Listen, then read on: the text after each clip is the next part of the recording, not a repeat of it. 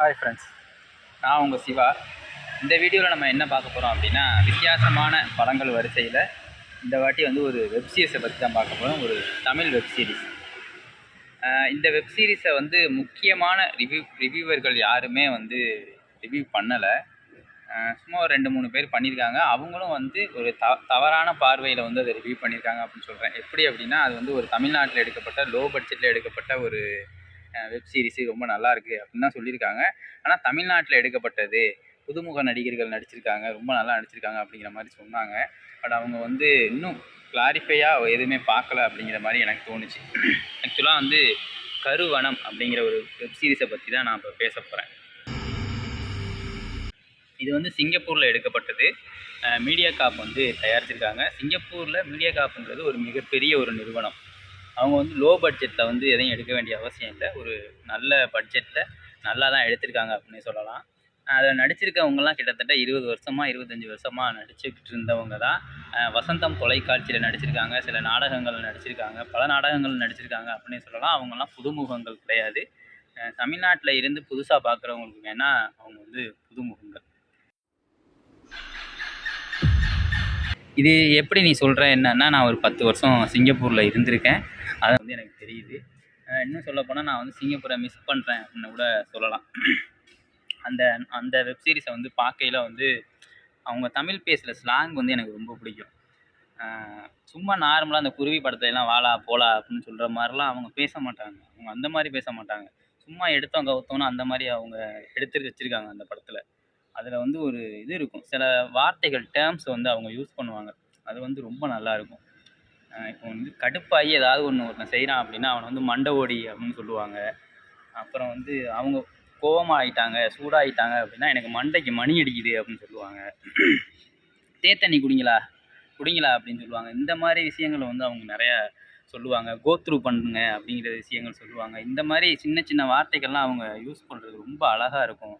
அவங்க பேசுகிறது வந்து அவ்வளோ பிடிக்கும். அதை வந்து இந்த நாடகத்தை பார்க்கும்போது எனக்கு என்ன அறியாமலே ஒரு மனசுக்குள்ளே ஒரு சந்தோஷம். இப்போ நம்ம இங்கெல்லாம் இருந்திருக்கோம்ல, நம்ம இந்த மாதிரி வார்த்தைகள்லாம் கேட்டிருக்கோம்ல அப்படின்னு. அந்த கதை 30 வருஷத்துக்கு அந்த மாரி தான் இருந்துச்சு. இப்போது நம்ம டைரெக்டாக அந்த வெப் சீரிஸ்குள்ளே போனோம் அப்படின்னா, லைட்டு போகுது. வெப் சீரிஸ்குள்ளே போனோம் அப்படின்னா, இந்த வெப் சீரிஸோட ஒன்லைன் என்ன அப்படின்னா, ஒரு பல ஆயிரம் வருஷத்துக்கு முன்னாடி சித்ரா, நந்தினி அப்படின்னு ஒரு இரட்டை குழந்தைகள். அவங்க வந்து குழந்தை கிடையாது, மனுஷங்க கிடையாது. அவங்க வந்து ஒரு ராட்சசி. அந்த ராட்சச வம்சத்தில் பிறந்த ஒரு 2 ராட்சசிகள் வந்து அவங்களுக்கு எப்படிப்பட்ட சக்தி இருக்குன்னா, மனுஷனாகவே அவங்க உருமாறலாம். அந்த மாதிரி உருமாறி ஒரு ராஜாவை வந்து கல்யாணம் பண்ணிக்கிறாங்க. இது எல்லாமே இந்தோனேசியாவில் வந்து நடக்கிற மாதிரி தான் அந்த கதையோட போக்கு இருக்கும். இந்த கதை ஆரம்பிக்கும் முன்னாடியே வந்து ஸ்க்ரீனில் வந்து எழுத்து மூலியமாக இதை வந்து சொல்லுவாங்க. அவங்க வந்து என்ன பண்ணியிருக்காங்க, செமனூர் அப்படிங்கிற ஒரு ஊரில் வந்து அந்த ராஜா ஆட்சி செஞ்சுட்டு வந்திருக்காரு. அந்த ராஜாவை 2 பேருமே கல்யாணம் பண்ணி அந்த மக்களை வந்து ரொம்ப கொடுமைப்படுத்தியிருக்காங்க. ஒரு கட்டத்தில் வந்து மக்கள்லாம் அந்த ராஜாவுக்கு இந்த விஷயம் தெரிஞ்சு போய் மக்கள் அந்த ராட்சசிகளை பிடிச்சி அழிக்க போகிறப்ப அவங்கள வந்து கொல்ல முடியாது, வேணால் கட்டுப்படுத்தி வேணால் வைக்கலாம் அப்படிங்கிற மாதிரி ஒரு சுச்சுவேஷன் வர்றப்ப, நந்தினிங்கிற வந்து சித்ராவை தப்பிக்க வச்சுட்டு தான் ஒரு இதில்குள்ளே போய் கட்டுப்பட்டு அமைதியாக இருக்கிறா அப்படிங்கிற மாதிரி சொல்கிறாங்க. இவங்க நந்தினி என்னும் பெயர்களில் அந்த இரட்டை ராட்சச அழிக்கிறதுக்கு ஒரு குறிப்பிட்ட வம்சத்தில் பிறந்த இரட்டை பெண் குழந்தைகளால் மட்டும்தான், அதை சுமக்கிற அந்த கர்ப்பிணி பெண்ணால் மட்டும்தான் அழிக்க முடியும் அப்படிங்கிற மாதிரி சொல்லி படத்தை வந்து வெப்சீரிஸை வந்து ஸ்டார்ட் பண்ணுறாங்க.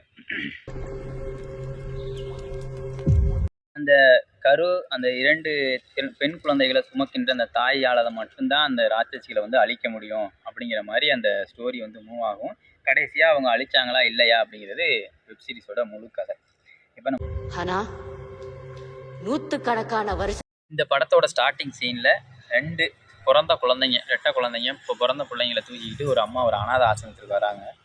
அங்கே வந்து அந்த பிள்ளைகளை ஒப்படைச்சிட்டு, இந்த பிள்ளைங்களை வந்து பத்திரமா பார்த்துக்குங்க, இந்த பிள்ளைங்களுக்கு வந்து ஒரு ஆபத்து ஒன்று தேடிக்கிட்டு இருக்கு அப்படின்னு சொல்லி கொடுத்துட்டு போயிடுறாங்க. அந்த அம்மாவும் என்னம்மா ஏது எதுன்னு கேட்குறாங்க. அந்த விவரமே எதுவுமே சொல்லாமல் அவங்க போயிடுறாங்க. அந்த பிள்ளைங்க அந்த அனாதை ஆசிரமத்திலேயே வளர்கிறாங்க. 2 பிள்ளைங்களும். ஒரு 10 வயசு இருக்கிற அந்த அம்மா திருப்பி வராங்க.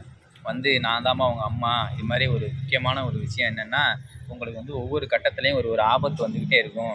அந்த ஆபத்துலேருந்து உங்களை தடுக்கிறதுக்காக தான் அம்மா இங்கே வந்து உங்களை பிரிஞ்சு இருக்கிறேன் மற்றபடி நீங்கள் அம்மாவை தப்பாக நினச்சிக்காதீங்க அப்படிங்கிற மாதிரி சொல்லிவிட்டு அவங்க போயிடுவாங்க. மறுபடியும் அந்த பொண்ணுங்க பெருசாயிரும், பெரிய பொண்ணுக்கு கல்யாணமும் ஆயிரும், அந்த பொண்ணு கர்ப்பமாக இருக்கும், அந்த பொண்ணு வயிற்றில் வளர்றதும் 2 பெண் குழந்தைகள் அப்படிங்கிற மாதிரி கதை போகும். இப்போ என்ன அப்படின்னா, 2 பெண் குழந்தைகளை சுமக்கின்ற ஒரு தாயால் மட்டும்தான் அந்த ராட்சசிகளை வந்து கொல்ல முடியும் அப்படின்னு முன்னாடியே நமக்கு தெரிஞ்சு சொல்லிட்டாங்க. அந்த பொண்ணு வந்து இந்த பொண்ணு தான், உதயாவுக்கு தான் வந்து கர்ப்பமாக இருப்பாங்க. அவங்க வந்து 2 பெண் குழந்தைகளை வந்து சுமக்கிறாங்க அப்படிங்கிற மாதிரி கான்செப்டில் போயிட்டுருக்கும். இதில் பயங்கரமான இடையில சின்ன சின்ன த்ரில்லர் எலிமெண்ட்ஸு, ஒரு எப்படி சொல்கிறது, சில ட்விஸ்ட்டு அப்படி இப்படின்னு வச்சு அப்படியே நகர்த்தி கொண்டு போயிருப்பாங்க. சில இடங்களில் இந்த இது வந்து ஃப்ரீயாக நீங்கள் பார்க்கலாம். மீடியா காப்போட யூடியூப் பேஜில் வந்து நீங்கள் போய் பார்க்கலாம். ஃப்ரீ தான், ஒன்றும் பிரச்சனை இல்லை. ஒரு 12 எபிசோட் இருக்குது. சில இடங்களில் வந்து சில லேகுகள் இருக்குது. அது வந்து நான் இல்லைன்னு சொல்ல முடியாது. எஸ்பெஷலி வந்து அந்த 8வது எபிசோடு 9வது எபிசோடெலாம் ரொம்ப லேக் ஆகும். ஒரு நல்ல ஒரு கான்செப்டை நோக்கி இப்படியே போய்கிட்டு இருக்கிற ஒரு கதையில் வந்து குறுக்க சில விஷயங்கள் வந்து உதயாவும் அந்த அவர் ஹஸ்பண்டும் இப்படி லவ் பண்ணாங்க அப்படிங்கிற சீனு, அந்த ஏற்கனவே இப்படி வளர்ந்த சீனு, இதெல்லாம் காமிக்கும்போது நமக்கு கொஞ்சம் கடுப்பாகுது. அந்த மாதிரி ஒரு ஃப்ளோவில் போயிட்டு இருக்க படத்தில் வந்து இந்த மாதிரி ஒரு சீன் ஏன் அப்படிங்கிற மாதிரி நமக்கு தோணுது. அது மட்டும் இல்லாமல் லாஸ்ட்டாக ஃபைனலில் வந்து இங்கே உயிரை கொடுத்துக்கிட்டு நடிச்சுக்கிட்டு இருக்காங்க. இவங்க அக்கா தங்கச்சி 2 பேரும் உயிரை கொடுத்து இங்கே நடிச்சுக்கிட்டு இருக்காங்க. தன்னோட அக்கா உடம்புலேயே வந்து அந்த ராட்சசி வந்து பூந்துடுறா அப்படிங்கிற மாதிரி தான் கதை போகும். அப்படி பண்ணிக்கிட்டு இருக்கையில் வடிவேல் சார் ஒரு சொல்லுவார்ல, இவன் வேற அடிக்கடி வந்து நம்மளை வந்து தொந்தரவு பண்ணிக்கிட்டு இருக்காண்டா அப்படின்னு ஒரு கான்செப்டில் சொல்லுவார்ல, அது மாதிரி பின்னாடி ஒரு பைத்தியக்காரத்தனமாக அந்த உதயாவோட ஹஸ்பண்ட் வந்து ஒரு விஷயம் செஞ்சுக்கிட்டு இருப்பார். அது வந்து இடையில வரும். அது எனக்கு கொஞ்சம் இரிட்டேட்டிங்காக இருந்துச்சு. அவர் சொல்கிற மாதிரி மண்டைக்கு மணி அடிச்சிச்சு அப்படின்னு சொல்லுவாங்க, அந்த மாதிரி தான் இருந்துச்சு. இது நீங்கள் பார்த்தீங்க அப்படின்னா உங்களுக்கு ரொம்ப பிடிக்கும் அப்படின்னு நினைக்கிறேன். இந்த மாதிரி நம்ம சம்மந்தமே இல்லாமல் ஹாலிவுட்டில் எடுக்கிற படத்தை எல்லாம் ரிவ்யூ பண்ணிட்டு கிடக்குறானுங்க நம்மளோட ரிவ்யூவர்ஸு.